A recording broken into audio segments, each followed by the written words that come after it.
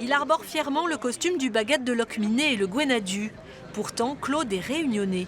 Mais depuis 30 ans, il a adopté la Bretagne et milite pour défendre sa région. C'est une identité, c'est l'histoire d'un peuple. Et il ne faut pas qu'elle disparaisse. Parce que je suis dans un Baguette et je porte le drapeau, et bien je suis fier parce que je défends. Il faut qu'elle y soit, ce château. C'est ça qui est important. Et je viens là pour ça. Pour l'histoire des Bretons. C'est leur histoire, ça.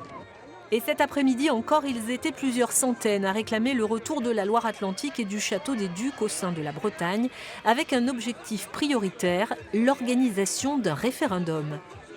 On a le droit de décider quelle langue on veut parler, dans quel pays on veut vivre. Et oui, un référendum est important parce qu'on est vraiment dans une urgence. C'est-à-dire que la culture disparaît. Il y a de moins en moins de Bretonnants chaque année. Malheureusement, la culture disparaît. Donc on est vraiment dans une urgence pour sauver notre culture. Il faut organiser ce référendum. Cet été, un sondage réalisé auprès de 1683 personnes a révélé que la majorité des sondés, tant en Bretagne qu'en Loire-Atlantique, étaient favorables à la réunification, de quoi conforter les revendications.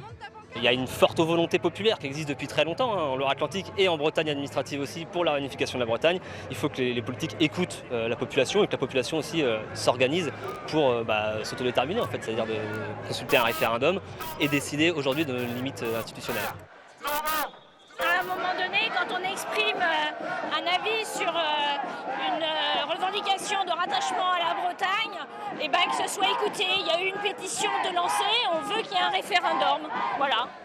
Pour Ingrid qui est venue avec ses enfants, la Bretagne à 5 permettrait par exemple de faciliter l'apprentissage du breton à Nantes.